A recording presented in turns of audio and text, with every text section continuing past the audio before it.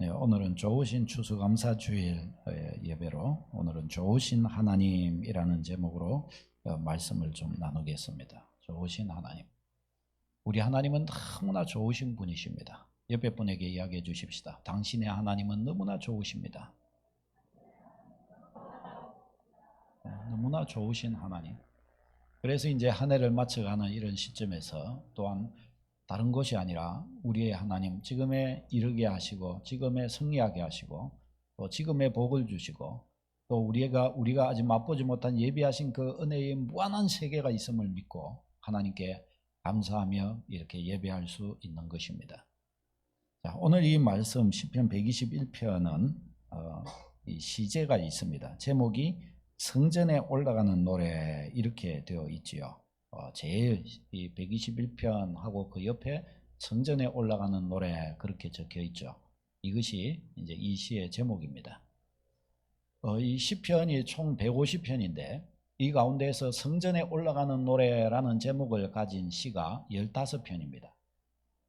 이 120편부터 해서 오늘 121편인 이것과 134편까지 다 성전에 올라가는 노래입니다. 성전에 올라가는 노래. 이것을 순례자의 노래라고도 이렇게 번역할 수가 있습니다. 이스라엘 백성들은 항상 언제나 예루살렘에 있는 성전에서 절기를 지켜야 하는 3대 절기가 있습니다. 유월절,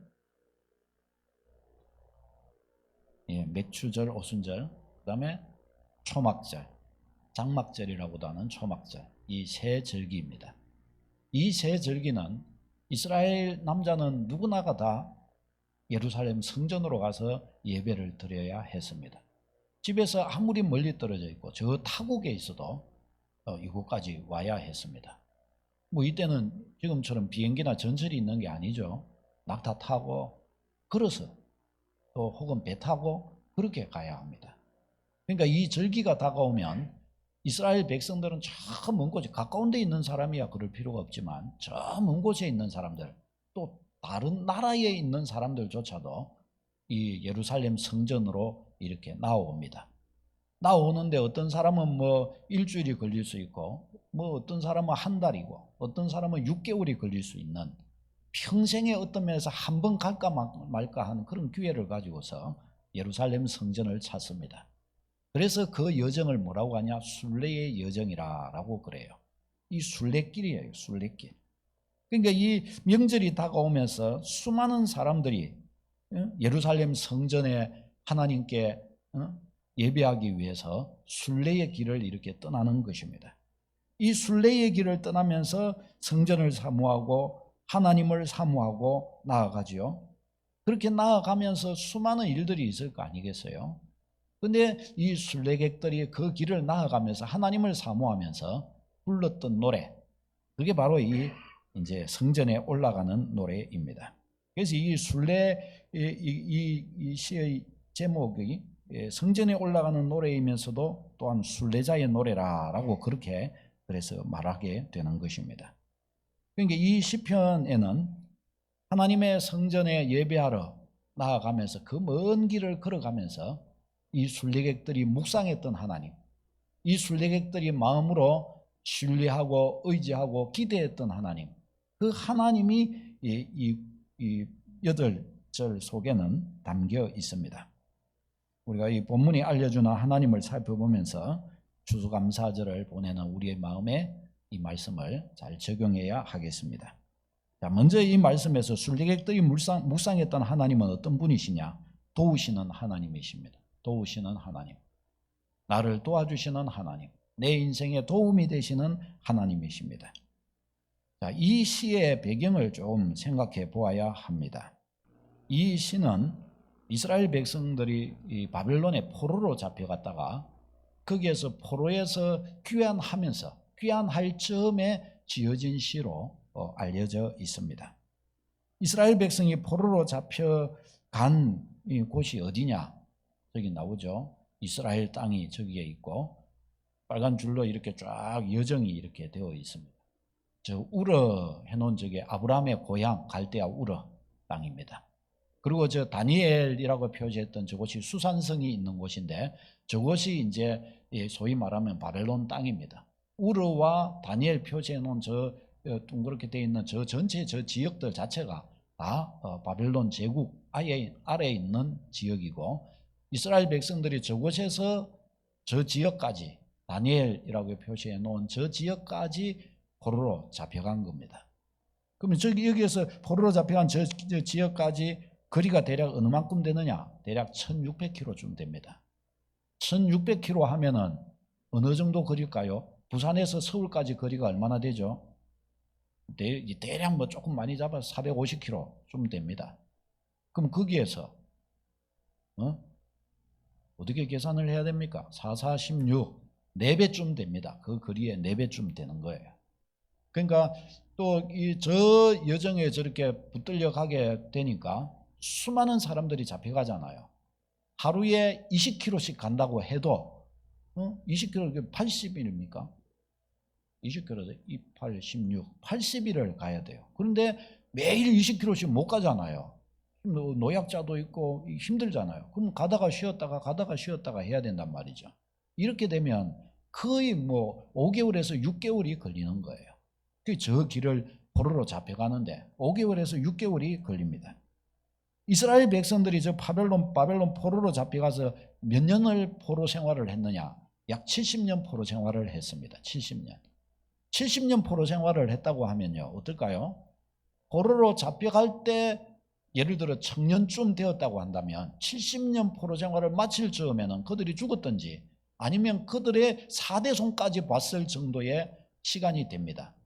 저때 태어난 사람이라고 한다면 3대 손까지 봤을 정도의 그런 시간이 되는 거예요. 그러니까 포로기가 끝나고 저들이 포로에서 돌아올 때쯤 되었을 때는 어때요? 사실은 포로로 잡혀가 가지고 저들이 막 온갖 수모와 아픔을 겪으면서 집을 짓고 터전을 가꾸고 또 직장 생활도 반듯하게 이렇게 가꾸어 가고, 그래서 이제는 살만할 때쯤 되었을 그런 시기입니다. 이제는 좀 이 두 다리 뻗고 좀 살고 좀 이 기쁘게 좀 살아갈 만한 터전이 좀 어느 정도 일구어진 그런 상황이란 말이죠. 근데 이런 상황에서 이제 다시금 우리 본향 저 이스라엘 땅으로 돌아가자라고 이야기를 한다면 가기가 쉽겠습니까? 어렵겠습니까? 가기가 어렵지요. 왜요? 이제 살만하게 이제 여기서 터전을 일구어 가지고 이제 포로 생활도 좀 적응하고 이제 다른 사람 저 본토 사람들로부터 포로라는 말도 듣지 않고 이제 우리의 이웃이다, 우리의 주변의 사람들이다 이러면서 이제 받아들여 줄 준비가 되고 자기들도 이제 살아갈 이제 기쁨이 좀 생기고 이러는데 다시 고향 땅으로 가자 이러면 가기가 너무너무 어려운 거예요. 가기가 너무나 쉽지가 않습니다. 거기다가 이제 70년간 이곳에서 터전을 잡고 있었으니까 본국에는 이제 어떻겠어요? 텅텅 비어 있어요. 그때 전쟁으로 예루살렘 성전도 완전히 회파됐고 성벽도 완전히 다 무너졌고 저 예루살렘 땅은 거의 폐허가 된 상황이에요. 70년 동안 밭도 논도 다 물가놓고 있었던 그런 땅이란 말이죠. 그게 얼마나 어려워요. 가면은 이제 처음부터 다시 시작해야 되는 것입니다. 그러니까 이런 속에서 귀환하려고 하니까 너무나 어렵지 않을 수가 없죠. 그뿐만이 아닙니다. 이제 이 1600km라고 하는 거리를 가려고 하면 어때요? 지금 세상에서도 예를 들어 혼자 여행하려면 좀 위험성이 많아요. 근데 이때 당시 때는 전혀 치안이 뭐 제대로 되어 있지가 않아요. 저 이 먼 거리를 1600km로 가려면은 나라가 또 하나만 있는 것도 아니에요. 국경과 국경을 맞대어 있는 것을 넘어야 되고 그래요.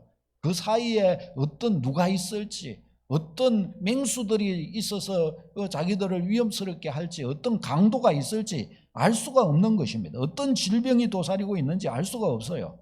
그러니까 이 순례길을 가려고 하면 사실상 목숨을 걸어야 합니다.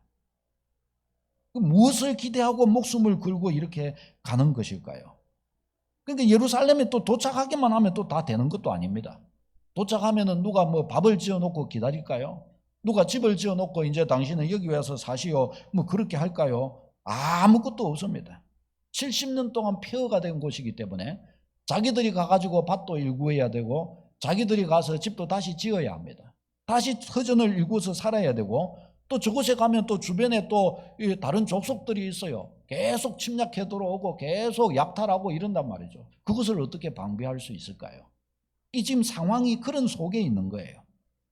이제 그런 속에서 70년이 찼을 때 하나님이 말씀하신 대로 페르시아 왕 고레스가 이제 너희에게 자유를 줄 터인즉 너희가 고향 땅으로 본토로 돌아가고자 하는 자들은 누구든지 다 돌아가라 하고 허락해 줍니다. 그래서 이제 이스라엘 백성 중에서는 이 다시 포로에서 귀환하자 그런 분위기가 싹트게 되고 이제 많은 사람들이 이 포로에서 다시 저 예루살렘으로 돌아오고자 합니다. 저들이 이 먼 길을 돌아오고자 할 때 어떤 마음으로 이와 같이 할까요? 이 모든 어려움에도 불구하고 그 모든 것을 감수하고서라도 우리는 예루살렘으로 가자. 그와 같이 결단한 사람들입니다. 아니 저들은 어떤 마음으로 이런 결단을 했을까요? 저들의 마음에 진심으로 하나님을 사모했고 진심으로 하나님의 살아계심을 저들은 알고 있었고 진심으로 하나님의 백성으로 살고 싶고 죽기 전에 적어도 하나님께서 저들을 위해 준비해 놓으신 그 약속의 땅 그곳에서 발에 구두점을 찍고 거기서 죽어도 내가 죽어야 되겠다 하는 그런 소망을 가진 사람들이 이것을 시도하는 거예요. 여기에서 육신적으로 보면 이곳에 사는 것이 더 안전해요. 더 평안해요. 이제 터전을 다 닦아놓고 있으니까 한평생 자기 죽을 때까지 사는 것은 문제 없어요. 그러나 저들은 본향 찾는 것을 나타내기 위해서 자기들이 하나님의 백성이요 전능하신 하나님의 자녀로서 살다가 하나님의 자녀로서 이 땅을 죽기를 원했기 때문에 그 먼 거리의 위험을 무릅쓰고서라도 다시금 저들은 어때요? 모험을 감행했던 것입니다. 저 먼 거리의 타영 땅에서 자리를 떨고 일어나서 1600km를 걸어서 이제 이 예루살렘까지 이렇게 온 것입니다. 이제 이런 속에서 하나님께서는 저 포로귀환의 여정을 두고 저들은 이제 얼마나 많이 기도하겠습니까? 특히 또 연세가 많으신 분들은 그 길을 걸어서 어떻게 다 가겠어요? 가다가 중간에 죽을 가능성이 많은 것을 스스로도 아마 알 것입니다. 그럼에도 불구하고 나는 가겠다 하고 가는 겁니다. 그러니까 그 가는 여정 속에 저들은 얼마나 많은 준비를 하며 얼마나 많은 기도를 하나님께 올려드리며 이렇게 가겠습니까?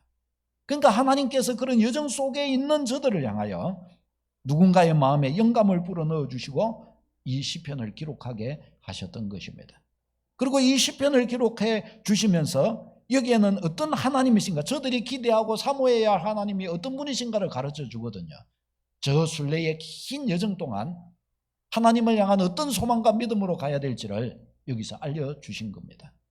이런 하나님을 묵상하라 그런 거예요. 그래서 저들은 순례의 여정을 이렇게 떠나가면서 이 시편을 기록하고 이 시편을 묵상하고 이 시편을 노래로 만들어서 부르면서 그렇게 용기를 얻고 하나님 앞으로 저 예루살렘으로 이와 같이 나아갔습니다. 사랑하는 여러분, 우리도 이 천성을 바라보며 믿음으로 살아가는 이 길에 우리도 이 땅에서 순례자인 줄을 알아서 우리도 이 시편 오늘 가르치는 이 시편의 말씀과 같은 이 내용들을 묵상하면서 순례의 여정을 잘 가야 할 줄로 믿습니다. 자, 여기에서 이제 시인은 고백을 합니다. 내가 산을 향하여 눈을 들리라 하면서 나의 도움이 어디서 올까 하고 그렇게 고백을 합니다. 나의 도움이 어디서 올까 하고 이 고백을 해요. 그러면서 2절에 보면 나의 도움은 여호와에게서로다 라고 그렇게 스스로 답을 내립니다. 그러니까 앞에서 질문에 나의 도움이 어디서 올까 하고 그가 질문했지만 사실은 이 답을 알고 질문한 것입니다. 이 답을 가지고서 스스로 자문한 겁니다. 어디서 누가 나를 도와줄 수 있을까라고 하면서 스스로 마음속에 강한 확신으로 고백을 해요. 여호와 하나님께서, 우리의 하나님께서 우리의 도움이 되시고 우리의 능력이 되시고 우리의 보호자가 되시는 것이 아니냐, 그 마음 깊은 그 마음의 고백으로서 이 고백을 내어 놓습니다. 예루살렘으로 이 순례의 여정을 떠나는 성도는 이 믿음을 가지고서 이 믿음을 마음에 쌓고서 또한 이 믿음을 고백하면서 출발하고 여정을 다 이렇게 지나가는 것입니다. 사랑하는 여러분, 우리가 지금까지 올 한 해에도 지금까지 이렇게 살아오고 있지만 사실은 인생이라고 하는 것은 우리의 힘으로 감당할 수 있는 종류가 아닙니다. 우리의 삶은 오늘 무슨 일이 일어날지 모르고 내일 또 무슨 일이 일어날지 모릅니다. 이 일을 내가 잘 감당할 수 있을지 없을지 잘 모릅니다. 아니 어떤 면에서 지금까지 평안하게 살아왔던 분이라고 한다면 이것에 대한 두려움이 아마 적을 수 있습니다. 그러나 인생에 그건 하루 지나면 또 일 터지고 하루 지나면 또 일 터지고 하루 지나면 또 이런 일 저런 일이 생기고 여러 가지 인생의 우여곡절과 일들을 많이 겪어본 분들은 실감하실 것입니다. 인생이란 우리의 힘과 능력으로 감당할 수 있는 어떤 종류가 아님을 알게 됩니다. 그렇기에 하나님께서는 성경 구석구석에서 순례의 여정을 떠나고 있는 믿음의 백성을 향해서도 이와 같이 하나님을 의지하라고 가르쳐 주십니다. 나의 도움이 어디서 오냐? 여호와께로부터 오느니라. 여호와 하나님을 붙들라라고 우리에게 가르쳐 주십니다. 내 힘과 내 능력으로는 감당할 수 없는 것임을 하나님께서는 알고 계시기 때문에 너의 하나님이 너의 인생을 붙들어 주신다. 하나님을 의지하여 나아가라 라고 그렇게 가르쳐 주십니다. 하나님을 힘입어 용기를 내고 하나님을 힘입어 아주 당당하게 순례의 길을 떠나게 되는 것입니다. 사랑하는 여러분, 여러분에게는 인생을 살아갈 용기를 무엇으로부터 얻으십니까? 어디에서 삶을 살아갈 용기가 나오셨습니까? 여호와 하나님, 살아계신 하나님이 여러분의 능력이요 힘이 되시기를 바랍니다.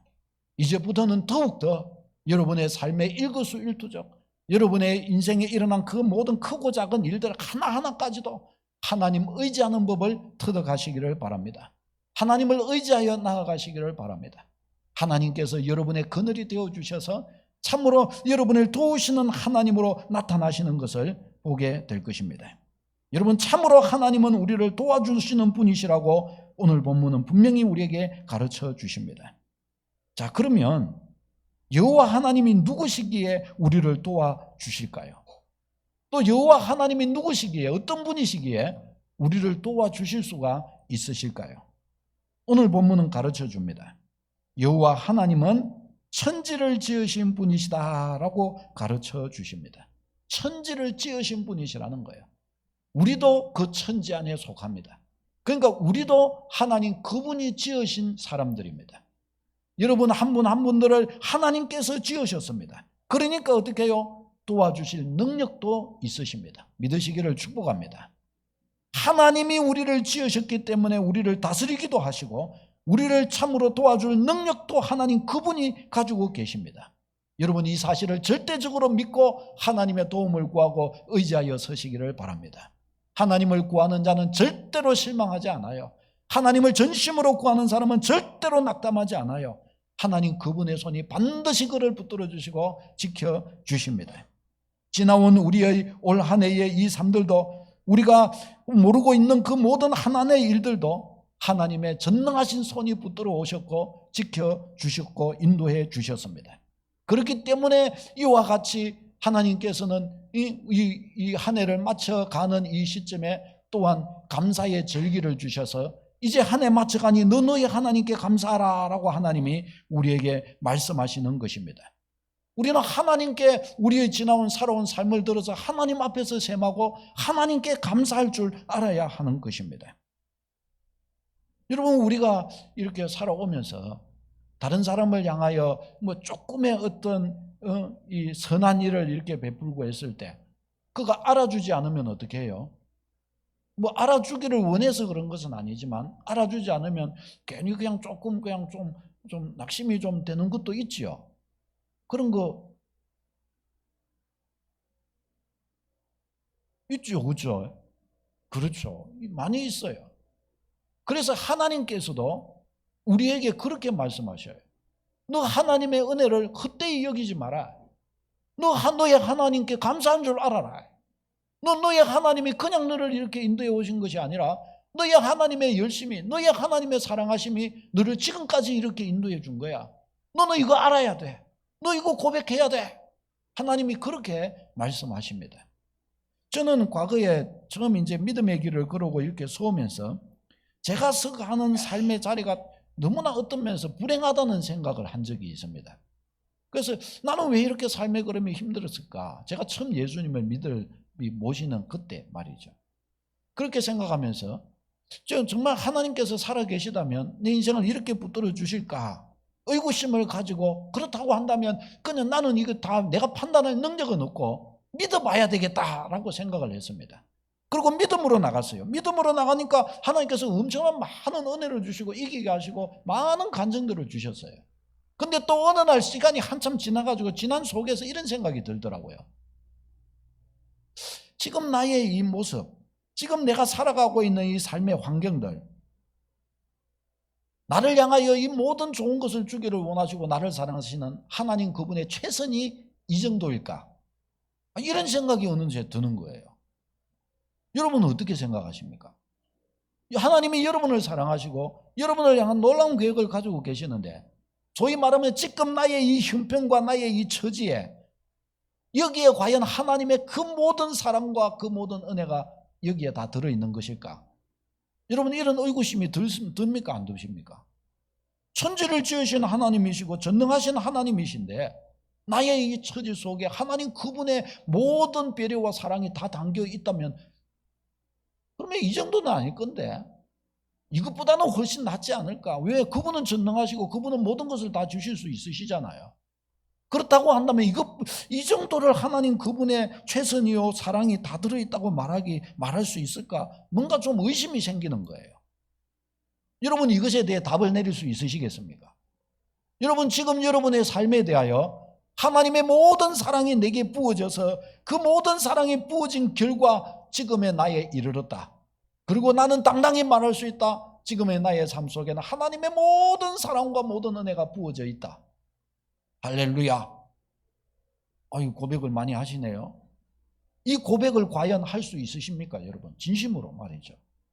이게 한때에는 의구심이 생기는 거예요. 하나님이 전능하시고 그렇다면 나한테 더 줄 게 많으실 건데 또 내가 더 받아야 될 것도 많을 건데 이게 과연 그런 걸까? 근데 지나보면서 이제 깨닫게 되고 생각하게 되는 게 있습니다. 뭔가 하면 하나님의 내 지금 현재의 삶 속에 하나님의 모든 사랑과 최선이 다 깃들어 있다고 말할 수 있는 충분히 그렇게 말할 수 있고 고백할 수 있는 지혜가 생기더라고요. 그게 뭐냐? 내가 하나님 그분의 열심에 비해서 내가 좀 맞지가 않더라고요. 하나님은 나를 향하여 가지신 그 놀라운 계획과 그 놀라운 열심으로 나를 향하여 대하고 계시는데 나는 하나님이 나를 향하신 열심만큼 거기에 내가 부응하지 못하더라고요. 하나님께서 나를 향하여 얘야 너 이렇게 했으면 좋겠다. 얘야 내가 너를 위하여 이런 은혜를 마련했으니 너 이런 믿음으로 한번 서봤으면 좋겠다. 너 나를 어떻게 신앙하고 있고 너 나를 어떻게 신뢰하고 있니? 너 나를 믿는다면 너는 이렇게 해볼 수는 없겠니? 하나님은 무수한 많은 것으로 제게 그와 같은 이야기를 하셨더라고요. 그런데 내가 그런 하나님의 요구하심 앞에 응답한 것은 100가지 중에 한 가지, 두 가지. 그것 갖고도 은혜 받았다고 큰 소리치고 막 그러더라고요. 그러니까 지나온 나 자신을 이렇게 돌아보니까 하나님이 내게 주고자 무한히 하나님은 노력하셨고 애쓰셨고 말씀하셨고 이끌어 오셨더라고요. 그런데 그것에 대해 하나님 그분께 반응한 나의 모습을 보니까 너무나 미약한 거예요. 너무나 미약해요. 지금은 설교자로서 이렇게 서 있지만 그럼에도 불구하고 하나님의 길을 가려고 할 때 두려워하는 것들이 많아요. 아직도 하나님께서 말씀하신 것을 다 듣지 못하는 것도 많고 깨닫지 못하는 것도 너무 많은 거예요. 그러니까 하나님 그분께 순종하여 가는 삶이 너무 미약한 거예요. 너무 미약해요. 사랑하는 여러분, 여러분은 어떠십니까? 하나님 그분이 여러분을 향하여 최선을 다하고 하나님 그분의 피와 땀이 하나님 그분의 눈물이 여러분 삶에 가득히 배어 있다고 고백할 수 있으시겠습니까? 아니 그렇게 고백함에도 불구하고 소위 말하면 내 모습은 이것밖에 왜 되지 못하는 걸까 낙심하는 것이 있습니까? 그 낙심 속에서 하나님의 열심을 어떻게 여러분은 해석하시겠습니까? 여러분 가만히 따져보시기를 축복합니다. 여러분 그리고 하나님 그분이 우리의 인생에 어떻게 개입하시고 간섭하시는가를 가지고서 우리 인생의 답을 좀 얻게 되시기를 축복합니다. 하나님은 지금도 우리 인생을 향하여 하나님 그분의 모든 사랑과 열심을 가지고 우리 인생에 개입하시고 역사하십니다. 지나온 우리의 삶의 걸음들, 우리 자신이 수고하고 애쓰고 노력한 것보다 하나님 그분이 우리를 향하신 사랑과 하나님 그분의 애틋하심과 하나님 그분의 눈물이 더 많으셨음을 믿으시기를 축복합니다. 우리는 한 가지를 이제 우리 마음에 새기고 정말 배워가고 나타내기를 시작해야 됩니다. 하나님이 우리를 향하여 가지신 그 눈물에 부합한 모습으로 우리 또한 하나님 그분께 열심을 다해야 할 줄로 믿습니다. 하나님 그분께서 우리를 사랑하셔서 우리를 도와주기를 원하셔서 우리 인생에 복을 주기를 원하셔서 우리에게 명하시는 것들과 우리에게 조언하시는 것들과 우리에게 훈계하시는 것들 앞에서 우리는 진심으로 하나님께 순종의 반응을 보여야 할 줄로 믿습니다. 여러분, 이것이 참으로 우리한테 중요한 문제입니다. 그래서 이스라엘 백성들은 지금 하나님께서 터전 다 잡고 터 다 닦아놓은 상태에서 이제 살만하다, 두 다리 뻗고 좀 손주들하고 좀 보면서 좀 살겠다 싶은 이때에 일어나서 본토로 돌아가라 하고 말씀하시니 이 앞에서 얼마나 사실상 갈등이 크겠어요. 그럼에도 그 앞에서 무수한 이스라엘 백성들은 따지지도 묻지도 않고 자리 떨고 일어나서 예루살렘으로 돌아갔습니다. 수많은 사람들이 이것을 갖고 갈등하지 않고 이것을 망설이지 않고 딱 짐 싸가지고 간 거예요. 얼마나 큰 믿음입니까? 우리도 이 믿음으로 서야 할 줄로 믿습니다. 두 번째, 하나님께서 오늘 본문은 어떻게 우리의 보호자가 되어주시는가에 대하여 가르쳐 주십니다. 첫 번째는 우리를 실족하지 않도록 붙들어 주신다라고 가르쳐 주십니다. 3절에 보면 실족이라는 단어가 나오죠. 이 단어가 흔들리다, 넘어지다, 비틀거리다 이런 뜻을 가지고 있습니다. 이 흔들리다, 넘어지다, 비틀거리다 할 때 우리의 육신이, 몸을 가진 육신이 넘어져서 자빠지는 것을 말하기도 하고 또 영적인 방황, 영적인 고통으로 허우적대는 것을 말하기도 합니다. 그러니까 실족하지 않게 하신다라는 말은 우리의 육신이 넘어지지 않도록 우리의 건강도 지켜주시고 우리가 반듯하게 설 수 있도록 힘을 우리에게 주신다는 의미가 됩니다. 그 다음에 또 영적인 의미로 말하면 우리의 내면이, 우리의 속사람이 방황하지 않고 굳게 설 수 있도록 견고하게 붙들어 주신다는 의미도 됩니다. 여러분, 우리의 삶의 방황이라는 것은 사실은 어디서 나옵니까? 마음의 방황에서 나옵니다. 얼마나 많이 우리의 마음이 방황하는지 몰라요. 우리가 살아가면서 작은 하나의 일 가지고도 희비가 엇갈립니다. 금방 기분이 너무너무 좋고 행복하고 그랬다가 갑자기 어느 누군가로부터 뭐 한마디 듣고 모든 기쁨과 조금 전에 그 행복이 다 사라져 버려요. 어둠이 돼버립니다. 마음에 큰 무거운 짐이 돼버려요. 우리가 얼마나 연약한지 모릅니다. 그런데 이런 마음을 붙들어 주시는 이가 누구냐? 하나님이십니다. 실족하지 않도록 붙들어 주시는 거예요. 방황하지 않도록 붙들어 주십니다. 우리의 내면을 경건하게 세워주시는 이가 하나님이십니다. 사랑하는 여러분, 그러니까 하나님께 가까이 나아가면 어떻게 해요? 하나님이 건강도 회복시켜 주시는 줄로 믿습니다. 건강도 하나님이 주실 줄로 믿습니다. 하나님이 주실지어다. 우리 하나님이 주실 거예요. 우리 하나님께 가까이 나아가면 우리 내면도 굳건하게 해주실 것입니다. 우리의 직장생활 잘할 수 있고 이웃과의 관계도 반듯하게 잘할 수 있고 사회생활도 잘할 수 있도록 우리의 내면을 강건하게 붙들어 주셔서 방황하거나 고통하지 않도록, 아니 그런 것이 있어도 이길 수 있도록 해주시는 분이십니다. 우리를 실족하지 않도록 해주시는 분이셔요. 여러분, 믿음 생활을 잘하는 사람들은 어떡하냐? 바로 이것을 잘 활용할 줄 압니다. 아, 내가 지금 요즘에 좀 약하다. 아, 내 마음이 지금 요즘에 방황하는 것이 많고 작은 것에도 내가 요즘에 상처를 좀 많이 받는 것 같고 작은 일 앞에서도 내가 너무 민감해지는 것 같아. 어떡하냐? 이런 것들을 잘 파악해서 이때쯤 되면 어떻게 할까요? 믿음 생활 잘하는 사람은 이때 바로 하나님께 엎드리기 시작합니다. 이때 바로 하나님께 더 가까이 나아가기를 시작합니다. 예배 생활, 하나님 앞에 내가 이전까지면 한 10분 전에 왔다면 한 10분 이제는 30분 전에 와갖고 기도하면서 하나님, 나 요즘 마음이 좀 약합니다. 하나님, 내 요즘 마음에 방황도 많습니다. 하나님, 요즘 나 자주 상처도 자주 받고 자주 작은 하나의 일들에 내가 너무 예민해지는 것 같습니다. 하나님, 내게 은혜가 필요합니다. 하나님, 가까이 나아갑니다. 이번에는 30분 일찍 왔습니다. 하나님, 내게 은혜를 부어주십시오. 이렇게 해서 뭘 얻을까요? 실족하지 않을 힘을 얻게 되는 것입니다. 할렐루야. 반대로 믿음 생활 잘 못하는 사람은 어떻게 할까요? 이런 사인을 제대로 못 받아들이는 거예요. 이런 사인들을 제대로 이 캐치를 제대로 못합니다. 실족할 만할 때, 넘어질 만할 때 하나님께서 그 방황을 끝내게 해줄 수 있으심에도 불구하고 하나님을 찾아 나가는 일에 너무 등한히 합니다. 하나님을 의심하고 다른 데서 소망을 더 찾으려고 하고 다른 데서 더 답을 찾으려고 오히려 더 방황해 버립니다. 방황할 만할 때 하나님을 더 찾아야 거기서 답이 나올 것인데 방황할 만할 때 더 방황할 거리들을 찾아버리는 거예요. 그러니 어떻게 해요? 하나님이 주려고 예비하신 그 은혜들을 끌어당기지를 못하게 됩니다. 그럼 복을 받지는 못하게 돼요. 정말 믿고 도우심을 받아야 되고 정말 하나님의 은혜를 힘입어야 할 그 상황에서 오히려 안 받을 이유를, 오히려 못 받을 이유들을 더 많이 찾아내고 더 많이 마음에 채워버립니다.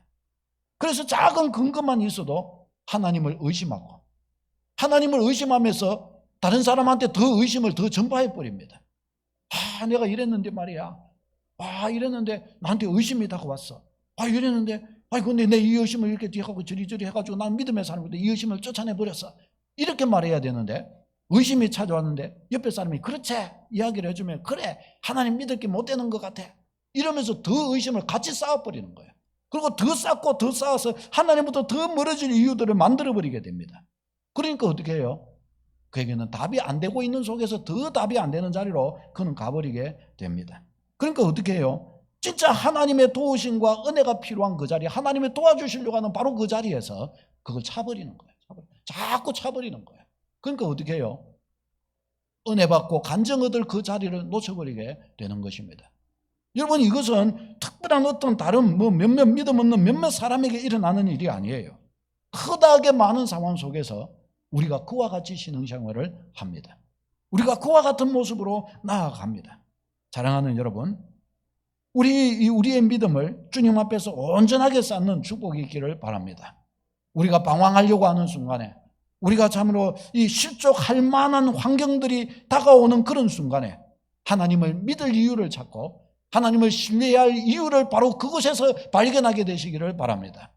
나의 고통하는 그 자리에서 내가 하나님을 더 굳게 붙들어야 될 이유를 그곳에서 발견하게 되시기를 바랍니다.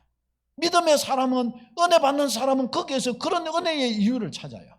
그러나 못 받는 사람들은 어떠냐? 낙담하고 방황하고 하나님부터 떨어질 이유를 거기서 찾게 되는 거예요. 그래서 안 되는 것입니다. 사랑하는 여러분, 하나님이 어떤 분이시냐? 우리를 실족하지 않게 하시는 분이시라고 가르쳐 주십니다. 그러니까 이 순례의 여정을 떠나는 1600km를 가야 되는 저 여정길을 가야 되는 저들은 이 과제 앞에서 실족하지 않게 하시는 하나님이시라 하면서 묵상하고 노래하고 찬송하는 것입니다.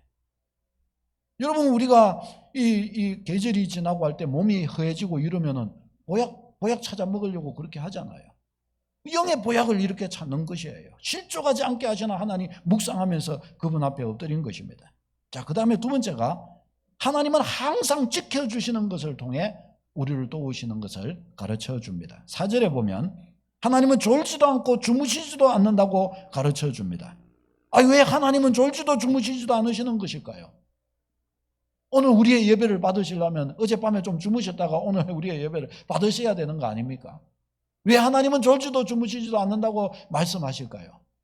그것은 바로 하나님을 의지하고 의뢰하는 순례의 여정을 떠나면서 하나님의 이름을 부르는 우리를 도와주시기 위함입니다.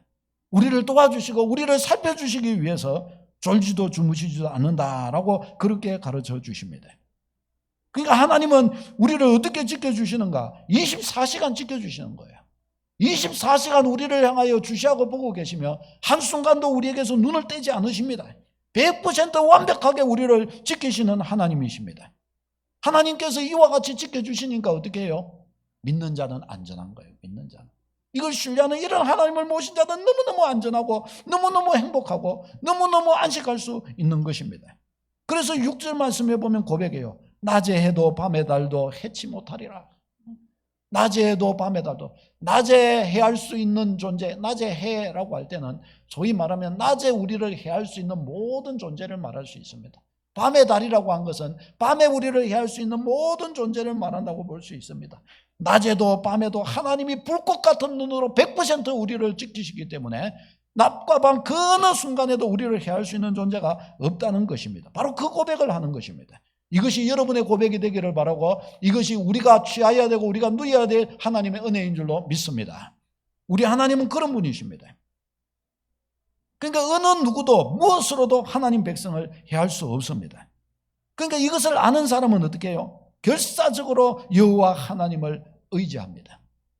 어제 여러분 이 다니엘 기도 여러분 거기 이 간증자 다니엘 기도 어제 보셨어요? 어제 많이 들으면서 은혜 많이 받았어요. 권호중 씨 저는 그 사람 그냥 뭐 잘 사는 줄 알고 그냥 있었는데, 그 풍파가 많았더라고요. 많은 어려움 속에서 그가 예수 믿는 사람이 되고 간증을 가진 사람이 되고, 거기에서도 간증까지 하는데, 어제 보니까 막 간증거리들, 이야기거리들 너무 많이 가져와갖고 다 못하고 내려갔잖아요. 너무너무 이야기거리가 많았던 거예요. 그 이야기를 그분 들으니까 그분이 참 굉장히 가만히 조곤조곤하게 은혜롭게 이야기를 잘하는데, 그분이 연예인 생활을 이렇게 하면서 수많은 허랑방탕한 일을 많이 했다는 거예요. 그러면서 이분이 거기에서 이야기하는 것이, 이거 관정에서 자기 말에서 크게는 한 가지, 작게는 세 가지만 기억하면 된다고 그러더라고요. 그 세 가지 이야기를 하면서 그런 것이, 성도는 술, 담배, 성적인 방탕 반드시 끊어야 복을 받습니다. 이것만 기억하라는 거예요.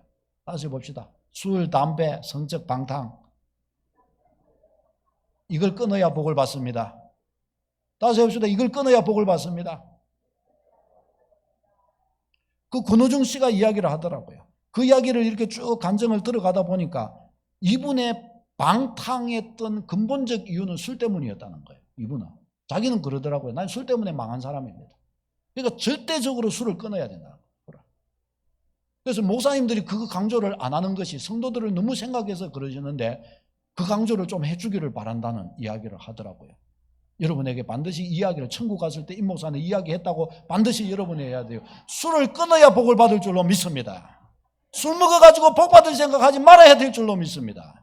성도들이여, 술을 끊으시기를 축복합니다.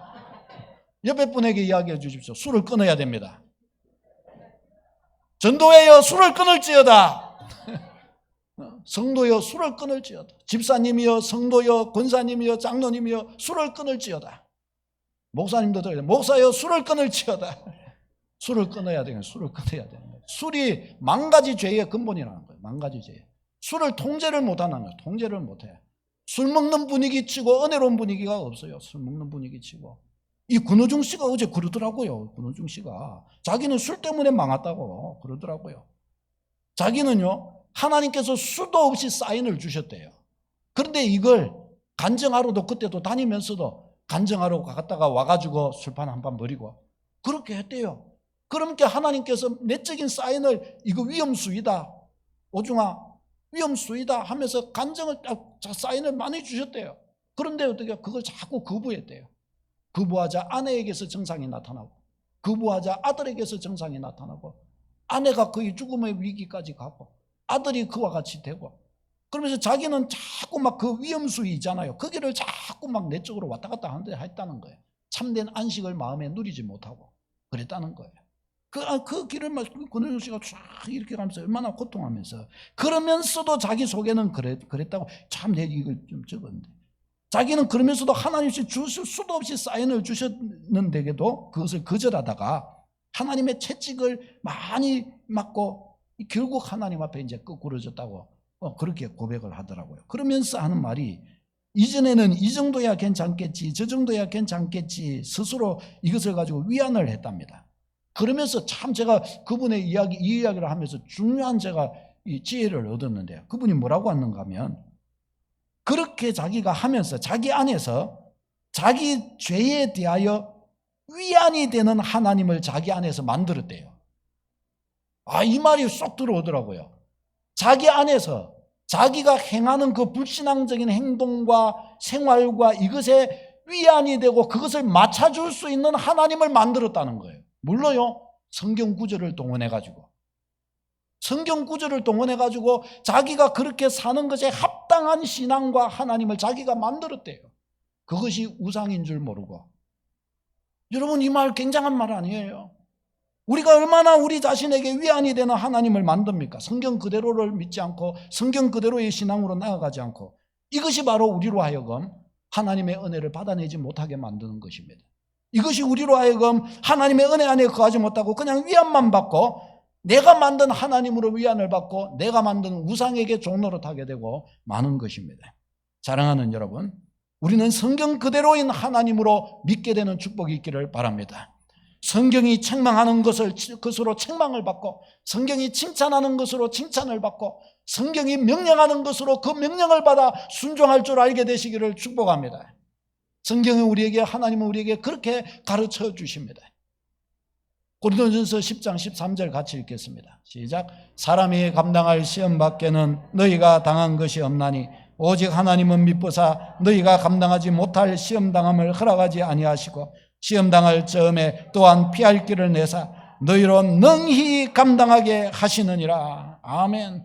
우리 하나님은 능히 감당하게 하시는 거예요. 그런데 감당하지 못하는 사람들 왜 감당하지 못하게 되느냐? 하나님의 이 말씀을 따르지 아니하고 내가 만든 하나님을 따르기 때문에 그런 것입니다. 여기에서 우리는 벗어나 하나님의 말씀을 온전히 쫓아 승리하는 주의 백성 되시기를 바랍니다. 또한 이사야 41장 같이 한번 읽겠습니다. 시작. 두려워하지 말라. 내가 너와 함께함이라. 놀라지 말라. 나는 네 하나님이 됨이라. 내가 너를 굳세게 하리라. 참으로 너를 도와주리라. 참으로 나의 의로운 오른손으로 너를 붙들리라. 아멘. 하나님의 본심이 여기에 너무나 가득히 풍성하게 담겨 있습니다. 우리가 원색적인 하나님의 말씀을 붙들고 원색적인 믿음의 길을 걸어간다면 하나님은 약속하신 이 모습 이대로 우리에게 자신을 드러내어 주실 것입니다. 사랑하는 성도 여러분, 우리는 하나님의 말씀 붙들고 가는 은혜가 있기를 바랍니다. 그 말씀이 내가 가는 길을 책망한다면 그 책망을 받고 거기서 돌이키시기를 축복합니다. 이 말씀이 우리를 위로해주고 이 말씀이 우리를 격려해주고 참으로 더욱더 그와 같이 가라라고 격려해 주신다면 힘을 써서 더욱더 그렇게 가시기를 축복합니다. 성령의 감동으로 우리에게 어떻게 하라고 명하시는 바가 있다면 바로 그 길을 더욱 힘써서 나아가서 하나님이 원하시는 놀라운 복과 은혜를 받는 여러분 되시기를 축복합니다. 기도하겠습니다.